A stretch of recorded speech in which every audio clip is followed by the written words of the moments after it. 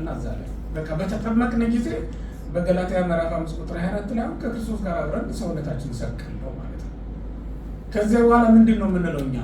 ቅዱስ ጳውሎስ እንደተናገረው ዓለም በእኔ ዘንድ የሞተች ናት፣ እኔም በዓለም ዘንድ የሞትኩ ነኝ ብሎ ነው የተናገረው። ዓለም ልትረሳችሁ እናንተም ልትረሷት ትችላላችሁ። ሁለታችሁ ቃል ኪዳን የላችሁም። ከዛ በኋላ ቃል ኪዳናችሁ ከማን ጋር? ከክርስቶስ ጋር ብቻ ነው ቃል ኪዳናችሁ። በቃ አዲሱ ሰነድ ላይ ተዋውላችኋል፣ ተስማምታችኋል ማለት ነው። አዲስ ቤተሰብ መስረታችኋል። አዲስ ቤተሰብ ከመላእክት ጋር ሥላሴን እናትና አባት መላእክትንና ጻድቃን ሰማዕታትን አክስት አጎት ወይም ቤተሰብ አድርጋችሁ አዲስ ቤተሰብ ተዋውቃችኋል። አዲስ ቤተሰብ መስረታችኋል ማለት ነው። ካገባች በኋላ እናቴ ቤት ነው ማድረግ ዛሬ ብትባል እሺ ይላል አለቀለት በዛው ሻንጣሽን ይዘሽ ሌላት ይችላል ማለት ነው። ወይም እሱም ልክ እንደዛው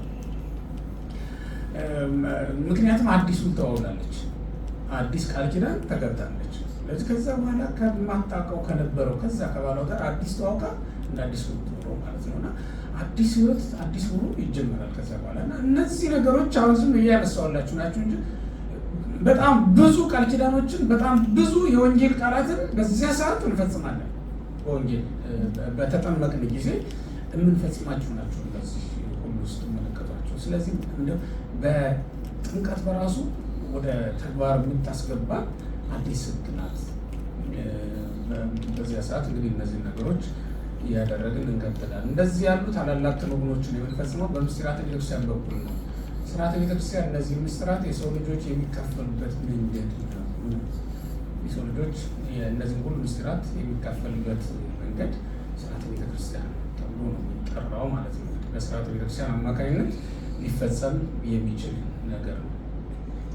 ከዚያስ ወደ መላካዊ ማዕረግ ደግሞ ማደግ ይሰጠናል ማለት ነው። የጸጋ ሁሉ በር በሆነችው በጥምቀት ስንገባ ወደ ሌላ ጸጋ እንሸጋግራለን። እሱም በመላእክት ዝማሬ በእግዚአብሔር ፊት ቆመን መዘመር ነው። እዚህ ስንደርስ በመላእክት ማዕረግ ተሰልፈን ማገልገል እንጀምራለን ማለት ነው።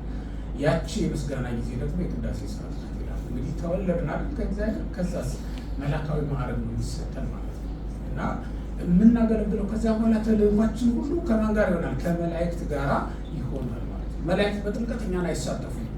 በጥምቀት ጊዜ ከሰማይ የብርሃን ልብስ ይዘው ይወርዳሉ። የጥምቀት በዓላችንን አብረው ያከብራሉ። አንድ ሕፃን በሚጠመቅ ጊዜ የብርሃን ልብስ ከሰማይ ተቀብለው የብርሃን አክሊል ይዘው የሚወርዱ መላእክት አሉ። የጥምቀት በዓላችንን ለማክበር የሚወርዱ መላእክት አሉ። ምክንያቱም ጌታ በተጠመቀ ጊዜ ዮርዳኖስ በእሳት ተከቦ ነበር አይደል? ከዛስ መላእክትም በዓሉን ለማክበር ተገኝተው ነበረ ይላል ታሪካችን። እንደዛ ልክ እንደዛው አንድ ሕፃን በሚጠመቅበት ጊዜ የሚወርዱ መላእክት አሉ። ነጫጭ ልብሶችን ከሰማይ ተቀብለው ያችን ነፍስ ለማጎናጸፍ የሚመጡ መላእክት አሉ ይላል። ይሄ ይደረጋል። በዚያ ቀን ግን መላእክት በጥምቀት እኛን አይሳተፉም።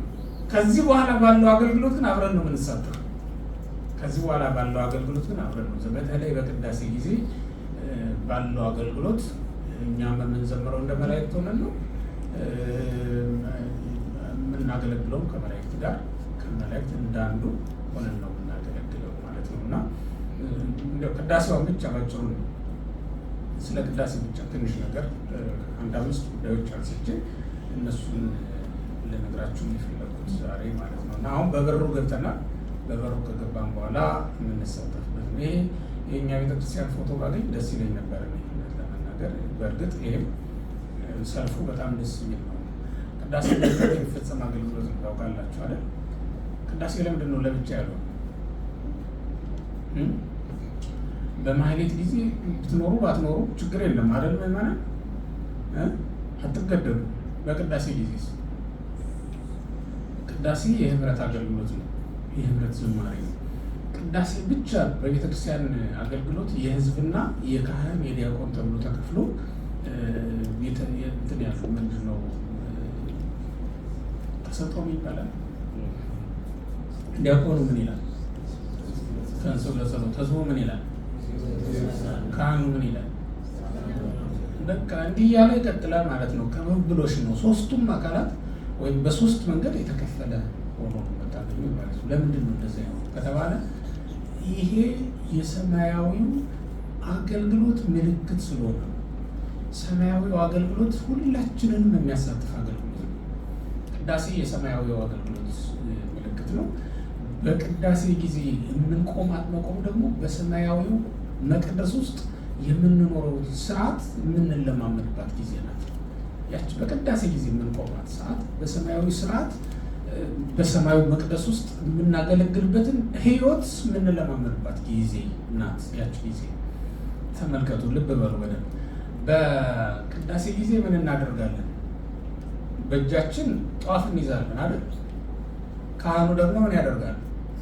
ማዕጠንት ይይዛል፣ ያጥናል። ምዕመናን በያሉበት በየማዕረጋቸው ይቆማሉ። በዚያ ሰዓት ከበሮም የለም፣ ጸናጽልም የለም። ለምንድን ነው የመዝሙር መሳሪያ የምንጠቀመው? ከአገልግሎቶቻችን ሁሉ የመዝሙር መሳሪያ የሌለበት እሱ ነው። ከአገልግሎቶቻችን ሁሉ ደግሞ እንቅስቃሴ የሌለው እሱ ነው። ለምንድን ነው? ለምንድን ነው?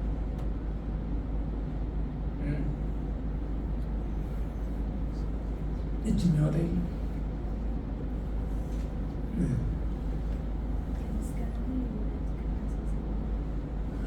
እና በከበሮ ቢሆን ምን ይጎዳል? ደመቅ ይላል። ደግሞ በኦርጋን የበለጠ በከበሮ ይሄ ረቡት ድምፅ የሚያሳምረው ዲቃዲያቆነት ይሄ እንዚራው ክራሩ ድምፅ ያሳምራል። የኔ ቢጤ የደካማ ዘማሪ በዚያ ተሸፍኖ ነው የሚዘምር ብዙ ጊዜ እና ድምፅ ያሳምራል። ለዚያ አይሆንም ነበር፣ ተጀምሮም ነበር አይደል? ቤተክርስቲያን የሆነ ጊዜ የሆነ ዘመን ላይ ተጀምሮ ነበረ ይባላል።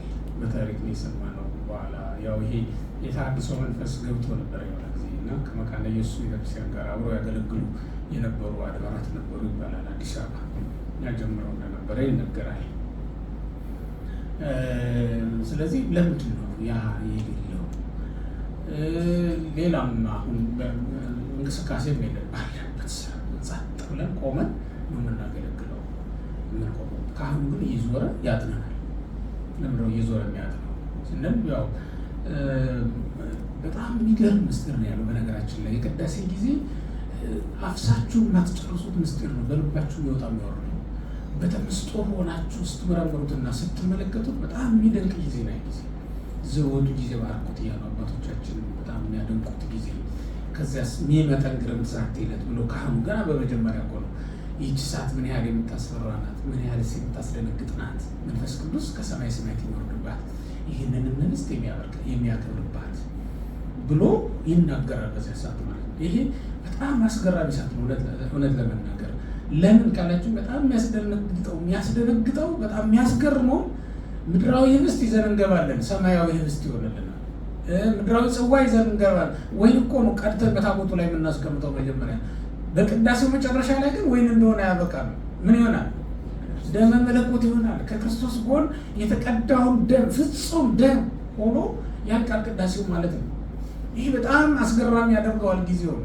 መንፈስ ቅዱስ የሚወርድበት ሰዓት ነው፣ ለምዕመናን ሁሉ የሚሰጥበት። ይሄ በየትኛውም ቤተክርስቲያን ውስጥ ሆነን ብናስቀድስ፣ ብንሳተፍ፣ ብንኖር ኃጢአተኛም ይሁን ጻድቅ ካህን ገብቶ ይቀድስ፣ ማንኛውም ሰው ቢቀድስ፣ ማንኛውም ሰው ቢገባ መንፈስ ቅዱስ መውረዱ አይቀርም፣ ስጋውና ደግሞ መለወጡ አይቀርም። ይህ ይደረጋል። እስከ ዕለተ ምጽአት ድረስ ቤተክርስቲያን ይህን ጸጋ ሳታቋርጥ ይዘው ትኖራለች ማለት ነው። እና በዚህ ሰዓት የማያስደንቅ ነገር የለም። እና ማዕጠንቱ የምንድን ነው? ማዕጠንቱ የመንግስተ ሰማያት መዓዛ ምሳሌ ነው። በምድር ሳለን መንግስተ ሰማያትን በመዓዛ እንድንቀምሳት ስለተፈለገ ነው፣ እንድናሻትተው በየመሃላችን እየገባ ቄሱ የሚያጥ ነው። ለዚህ ነው የዕጣን ሰዓት ተመድቦለታል። እዚያ ሰዓት የሚታጠና ያን የዕጣኑን መዓዛ ባሸተታችሁ ጊዜ መንግስተ ሰማያትን መዓዛ ትዝ እንዲላችሁ በጥቂቱ የመንፈስ ቅዱስን መዓዛ እንድታሸቱ ነው የተደረገው። መብራቱ ጻድቃን በመንግስተ ሰማያት ያበራሉ አይደል የሚለው፣ በአባታቸው ቤት ያበራሉ ነው የሚለው። እና ያንን ለማሳየት ነው አብርተው የሚታዩ ጻድቃን፣ መብራታቸውን ይዘው የሚጠባበቁ ጻድቃን አሉ። በማቴዎስ ወንጌል ምዕራፍ 25 ላይ ነው። እነሱን ለመምሰል ያንን መብራት ይዘን የምንቆመው በመቅደሱ ውስጥ ምንም አይነት መብራት ወገግ ያለ ቢሆንም እንኳን እጃችን ላይ ያ ነገር አይታጣም። ለምን? ጻድቃን እንደዛ ሆኖ የሚጠብቁት ክርስቶስ በመጣ ጊዜ እያበራን ነው የምንቀበለው ማለት ነው። እና ሁላችንም እያበራን የምንቀበለው ለማሳየት የምናስበው። ከዛስ የመዝሙር መሳሪያም ሌላም ነገር የለም። አሁን በመንግስተ ሰማያት እንዲህ አይነት ነገር የለም። የመዝሙር መሳሪያው ከበሮ ሰራቱ እሱን ይዘን አይደለም የምናመዛ በተመስጦ ነው። መንግስተ ሰማያት ውስጥ በነገራችን ላይ ምስጋናው ራሱ በተመስጦ በአርምሞ የሚፈጸም ነው። የመንግስተ ሰማያት ከመደነቃችን የተነሳ ማለት ነው። ጸጥ ብለን የምናደንቅበት በአንክሮ ተውጠን ያ ነው ምስጋና።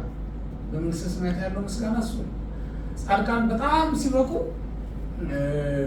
መዝሙረ ዳዊትን ከሰኞ እስከ ዓርብ ድረስ ከቅዳሜ ድረስ በቃ መዝለቅ አይደለም ዋና ዓላማቸው፣ መደነቅ ነው። በእግዚአብሔር በጌትነቱ ስራ ይደነቃሉ።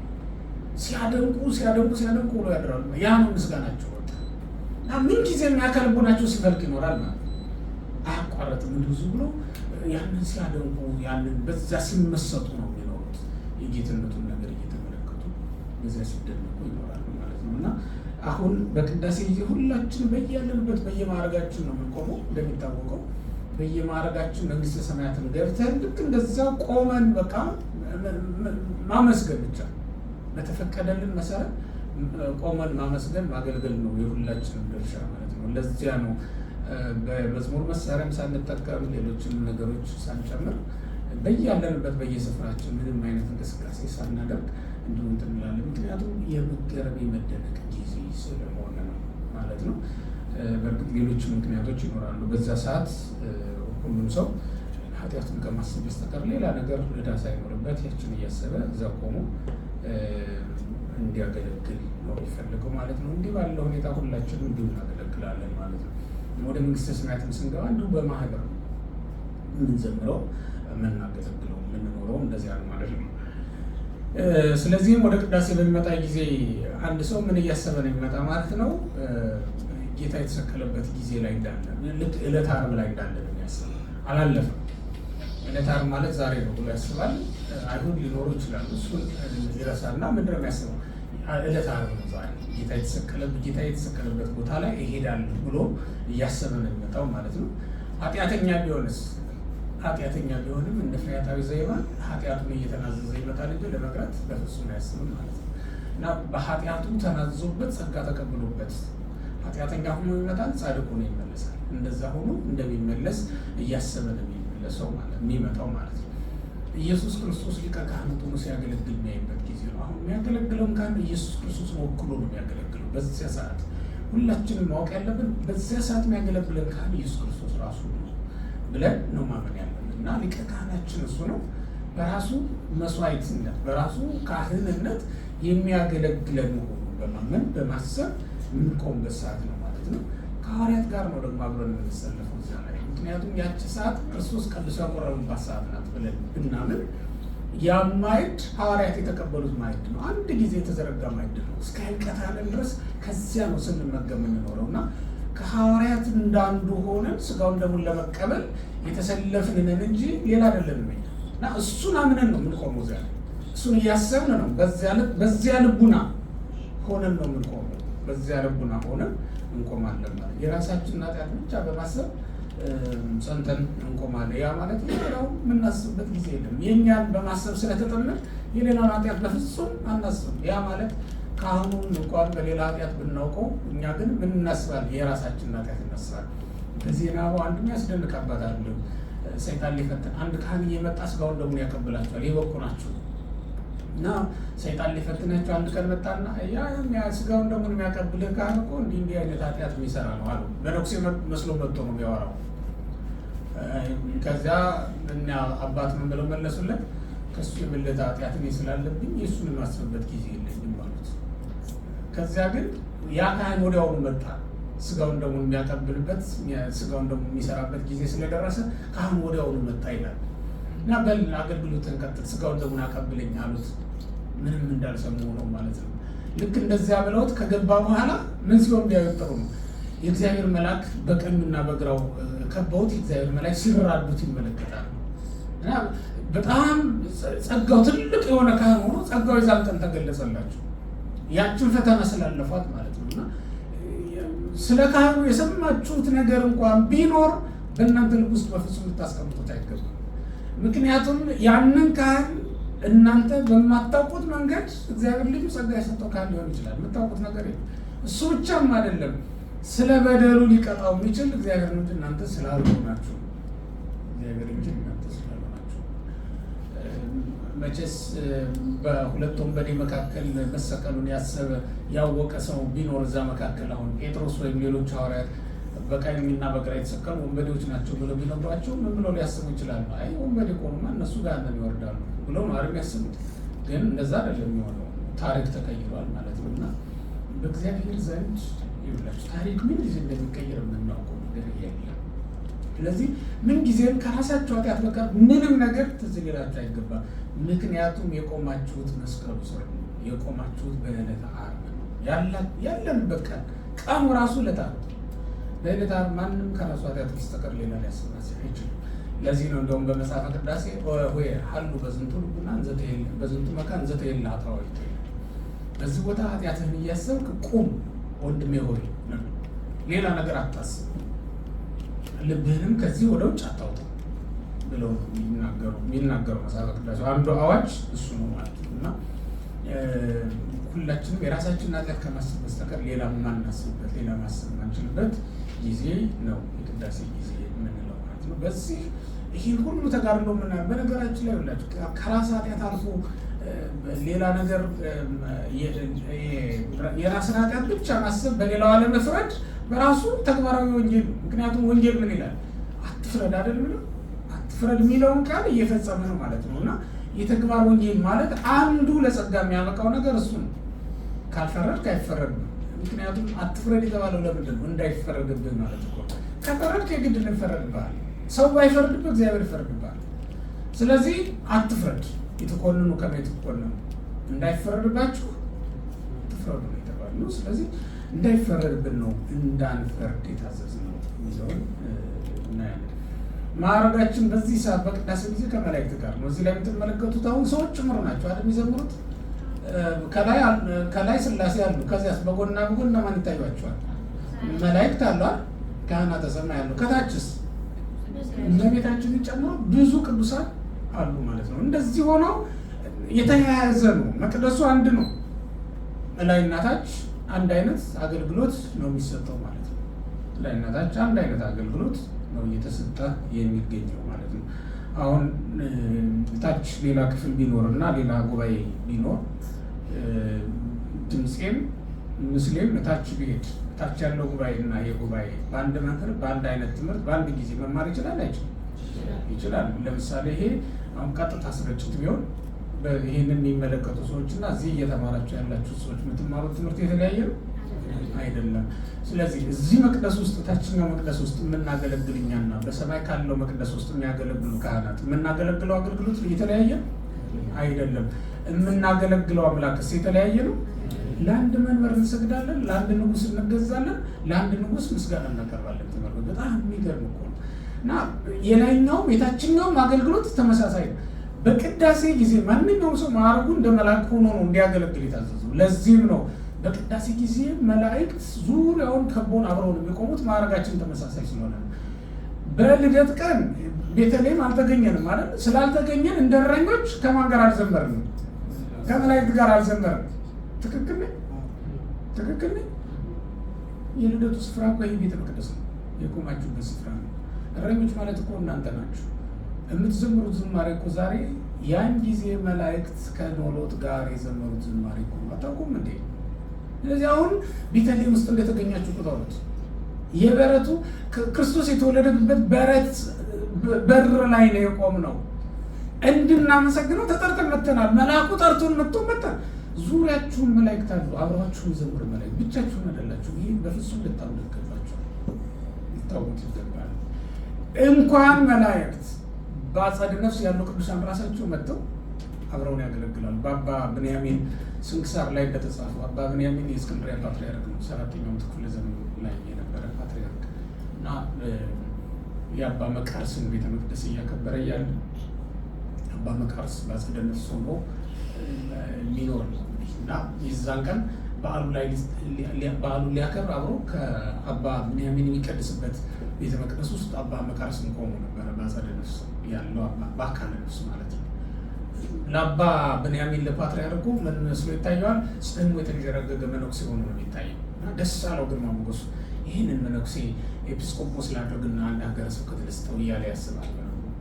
መልአኩ ግን ምን አለው? ይሄ እኮ አባ ብንያሚን እኮ አንተ ልትሾመው የማትችለው የመነኮሳት አባት መቃርስ ነው ብሎ ነገረው ይላል። እና በአጸደ ነፍስ ያሉ ቅዱሳን ሁሉ አብረው የሚሳተፉበት አገልግሎት ላይ ነው የቆማችሁት። ቀላል ነገር እንዳይመስላችሁ። ስለዚህ ያን ጊዜ ማንኛውም ከኛ መካከል ማዕረጉ ከማን ጋር ነው? ከመላእክት ጋር ነው። እንደው እውነት ለመናገር የኢትዮጵያ ቤተክርስቲያን በጣም ጥንቅቅ ያለች መሆኗን እኮ የምታውቁት አለባበሳችን ራሱ ነጭ በነጭ ነው። ማንን ለመምሰል? መላእክትን ለመምሰል፣ ሌላ እኮ አይደለም። ምክንያቱም በትንሣኤው ዕለት ትንሣኤውን ለማየት ወደ መቃብሩ ብንሄድ መላእክትን አገኘናቸው። ምን አይነት ልብስ ለብሰው? ነጭ ልብስ ለብሰው።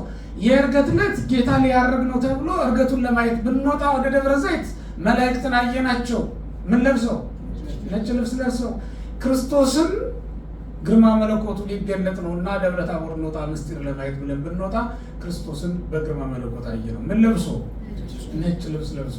አሁን ክርስቶስን መስለን መላእክትን መስለን የምንቆምበት ይህ ስፍራ እንዴት ደስ ይላል በእውነት። አለባበሳችንም እንደ መላእክት እንዲሆን የተደረገው ማዕረጋችንም ግርማ ሞገሳችን ሁሉ እንደማን ስለሆነ? እንደ መላእክት ስለሆነ ነው። ይቺ አገልግሎት ይቺ ምስጋና በእውነት መላእክትን የምታስመስልናት። እንዳትቀርባችሁ። መላእክትን መምሰልን ማን ይጠላል? ከቅዳሴ ብትቀሩ እኮ አንድ ቀን ስትቀሩ መላእክትን ከመምሰል እንደምትቀሩ መላእክትን መምሰል እንደሚቀርባችሁ ታውቃላችሁ። ከመላእክት ጋር የምታገለግሉበት ጊዜ እኮ ነው የነበረ። ቤተልሔም ከመላእክት ጋር እንድታገለግሉ ተጠርታችሁ ብትቀሩ አይቆጫችሁ? ተኝቶ የቀረ ሰው እኮ አለ ከእኛ መካከል። በቃ ሰንፎ የቀረ እንቅልፉን ብሎ የቀረ እኮ አለ። ስጋዊ ትርፍ ለማግኘት ብሎ የቅዳሴውን ሰዓት ለሌላ ጊዜ የመደበ እኮ በጣም ብዙ ሰው አለ። አልመች ብሎኝ እኮ አባ ቅዳሴም ጠፋው ይላል። አባ ገነት ላይ ና ግባ አለ ብለው ያስገቡት ይመስል የሚያስገቡህ በስርዓቱ ከሄድክ ካህኑ ቁልፍ ይዞ ወደ ገነት መርቶ ሊያገባ የሚችለው የታዘዝከው መፈጸም ስትችል ነው። እንደዚያ ካልሆነ በስተቀር እንዴት ሊሆን ይችላል? ስለዚህ ወገኖቼ አሁን ይሄ ማዕረግ መላካዊ ማዕረግ በስርዓተ ቤተክርስቲያን የምናገኘው ይሄ ጸጋ በቅዳሴው ጊዜ በጣም ጎልቶ ነው የሚታየው። በጣም ነው ጎልቶ የሚታየው እና በዚያ ሰዓት ስትቆሙ ደስ እያላችሁ ማገልገል ይገባል። ብዙ ቅዱሳን ከመላእክት ጋር ቆሙ የሚገኙት ወይም መላእክትን አጠገባቸው ሲራዷቸው የሚያገኟቸው በቅዳሴ ጊዜ ነው። በዜናው ብዙ አባቶችን ስትመለከቱ ረዳት ስለሌላቸው ተንሱ ጸልዩ ብሎ የሚያገለግል ዲያቆንም ተራዳይ ካህንም ስለማይኖራቸው አብሯቸው የሚያገለግሏቸው በመላላክ መላእክት ናቸው። መላእክት እንዲሁ ያገለግሏቸዋል፣ ይራዷቸዋል። እንዲህ ባለ ሁኔታ ቅዳሴው የሚፈጸም ነው ማለት ነው። ቀለም አስተካክሎ እንኳን ማንበብና መጮህ የማይችል ደካማ ካህን ቢገባ የሚራዱት መላእክት አብረው ይላኩለታል እንጂ ቅዳሴው ግን አይታጎልም፣ አገልግሎቱ አይቋረጥም፣ እንዲሁ ይቀጥላል ማለት ነው። እና ደስ እያላችሁ በዚያ ሰዓት ልታገለግሉ በእውነት የሚገባበት ጊዜ ነው። ለዚህ እኮ ነው በቀደመው ስርዓት እንደውም አባቶቻችን በባህላችን ምን ይላሉ? መላእክትን መርገጥ ይሆንብሃል፣ አትግባ አትውጣ ይላሉ አይደል? አዎ ይላሉ። እንደዛ ይሆናል። መላእክት የሚረገጡ ሆኖ አይደለም። በዚያ ሰዓት በሙላት በብዛት መጥተው አገልግሎታችንን የሚሳተፉ ስለሆነ የሰማዩና የምድሩ መቅደስ የሚገናኙበት ጊዜ ነው። ያ ሰዓት የሰማዩና የምድሩ ሰራዊት አብሮ ተገናኝቶ የሚያገለግልበት ጊዜ ነው። የምንለያየው መቼ እንደሆነ ታውቃላችሁ? በቁርባን ጊዜ ነው። እኛ እንቆርባለን፣ እነሱ አይቆርቡም። እኛ እንበላለን፣ እኛ መብላት ተፈቅዶልናል፣ እነሱ ግን አይበሉም። ያን ጊዜም ማዕዱን ዙሪያውን ከበው ነው የሚቆሙት። አባ ሕርያቆስ ቅድመ ዝንቱ ማዕድ ግሩም የሚለው ቃል ተናግሯል። ይህ ግሩም በሆነ በቁርባኑ ፊት ቆሜ አመሰግንሻለሁ ይላታል ቤታችን። ቁርባኑ ለምንድን ነው ግሩም ያለው ከተባለ ግሩማን መላእክት ከበውት የሚቆሙ ስለሆነ ነው። ግሩማን መላእክት ከበውት የሚቆሙ ስለሆነ ነው ተብሎ ተጽፏልና ግሩማን መላእክት ከበውት የሚቆሙት በዚህ እንትን ውስጥ ስናልፍ በፍጹም ደስታ ልናገለግል ይገባል። ሌላው የመላእክትን ዝማሬ የምናቀርብበት ጊዜ ነው። የመላእክት ቅዳሴ ነው የምንለው እኛ። ቅዳሴው የመላእክት ቅዳሴ መላእክትን ይላሉ ካል ገና በመጀመሪያ እና ቅዳሴ መላእክት ያሰኙ ይሄ ራሱ በራሱ ዝማሬውን ዝማሬ መላእክት ወይም ቅዳሴ መላእክት ብለን የምንጠራበት ምክንያት ቅዱስ ቅዱስ ቅዱስ ስለሆነ የምንጀምረው ማህበራዊ ቅዱስ ብለን ነው።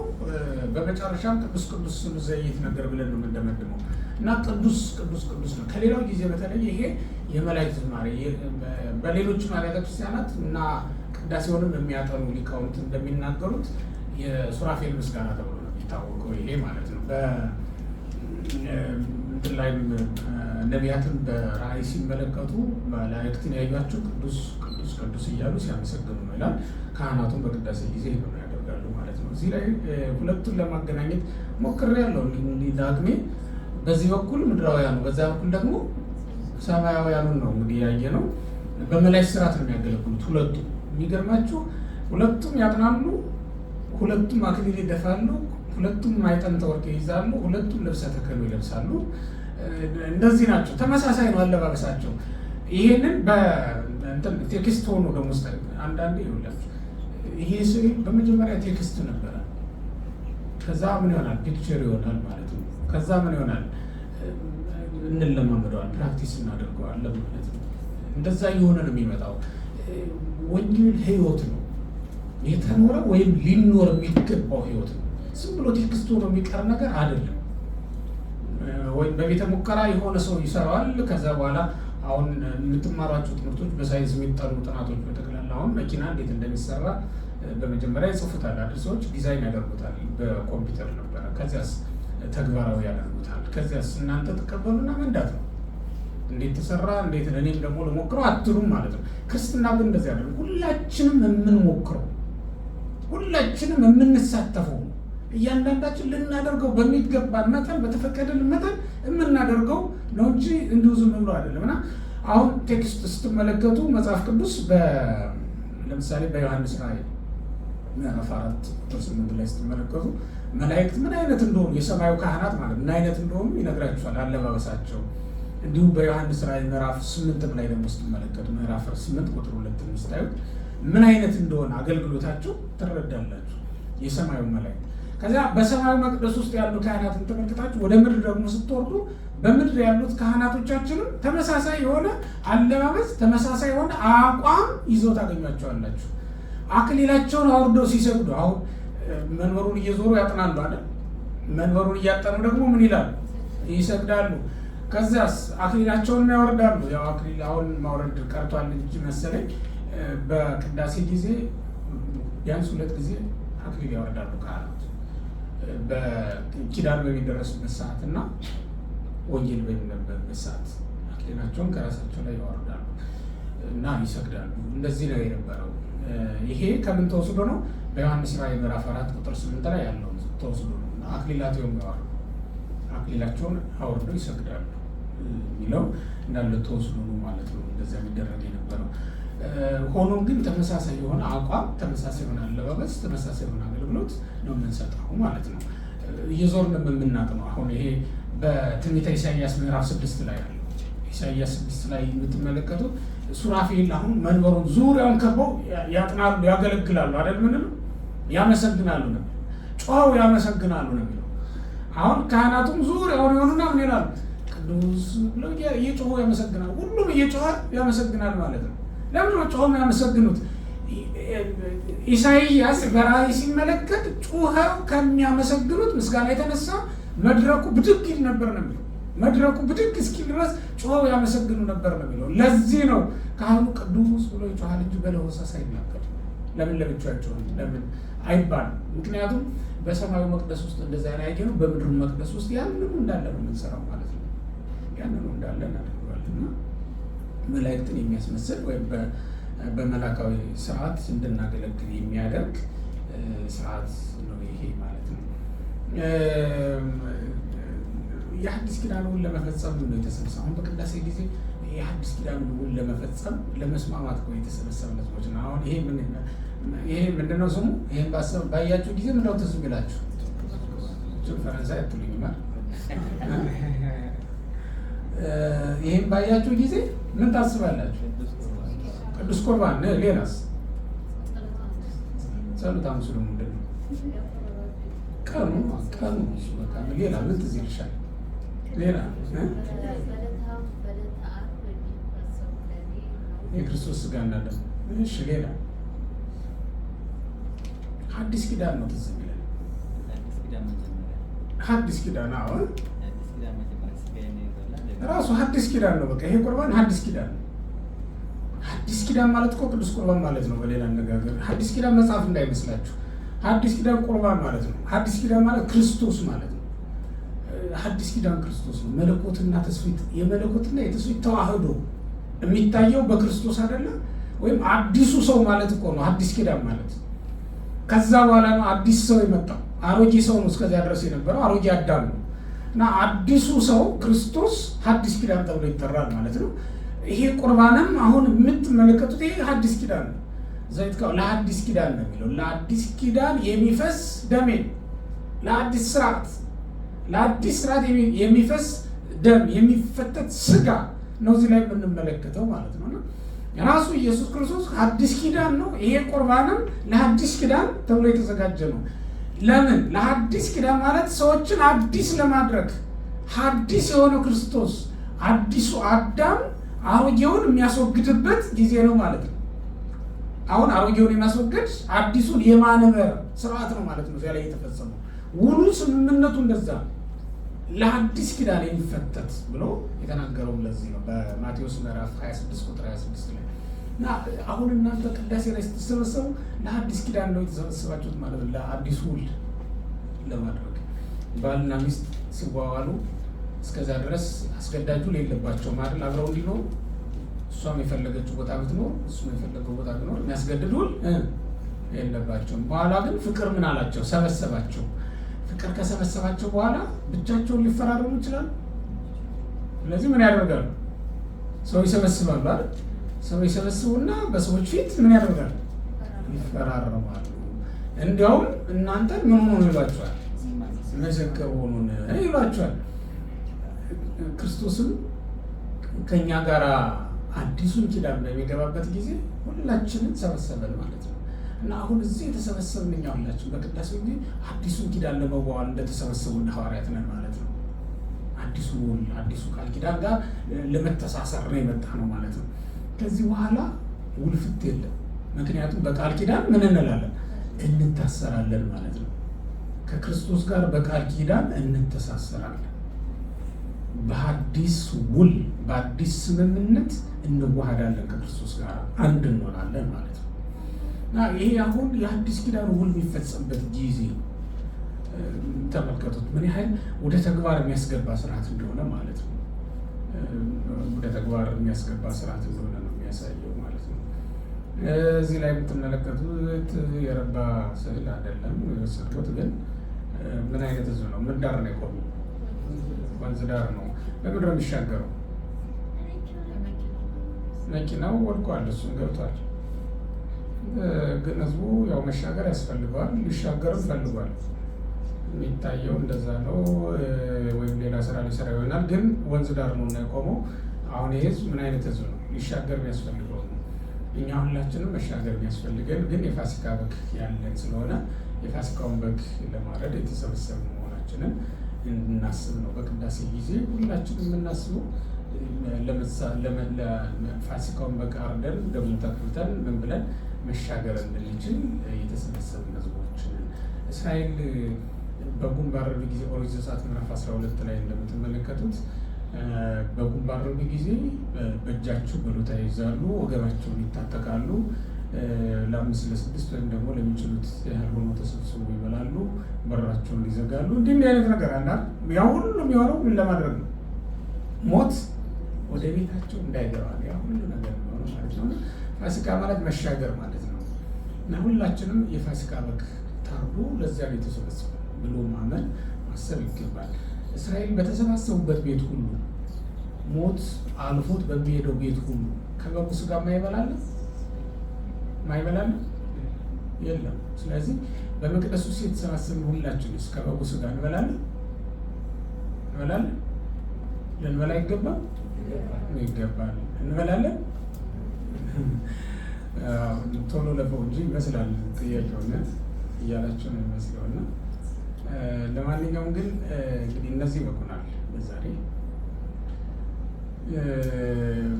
የቤተክርስቲያን ስርዓት ማለት እንዲህ ባለ በተግባር የተሞላ እኛን ወደ ተግባር ሊያመጣ የሚችል ነው እንግዲህ ስርዓተ ቤተክርስቲያን ብለን የምንጠራው ነገር። ስለዚህ ሁላችንም በስርዓተ ቤተክርስቲያን እንኖራለን ካል በተግባር ክርስቶስን ወደ መምሰል ክርስቶስን ወደ መልበስ የምንገባበት ትምህርት ስለሆነ ስርዓተ ቤተክርስቲያን ሁላችንም በስርዓተ ቤተክርስቲያን ውስጥ ራሳችንን ማስገዛት ይኖርብናል ነው። በስርዓተ ቤተክርስቲያን አገልግሎቱን ከተሳተፍ በአገልግሎታችን መሰረት ደግሞ ጸጋውን መሳተፋችን የማይቀር ጉዳይ ስለሆነ ማለት ነው። ስለ ሁሉም ነገር እንግዲህ አባቶቻችን አምላክ እግዚአብሔር በጎውን ነገር ሁሉ በልባችን ያሳድርብን። ስላደረገልን በጎ ነገር ሁሉ እናመሰግነዋለን። ስላስተማረን ስለመከረን ስሙ ለዘላለም የተመሰገነ ይሁን። እግዚአብሔር ይስጥልኝ።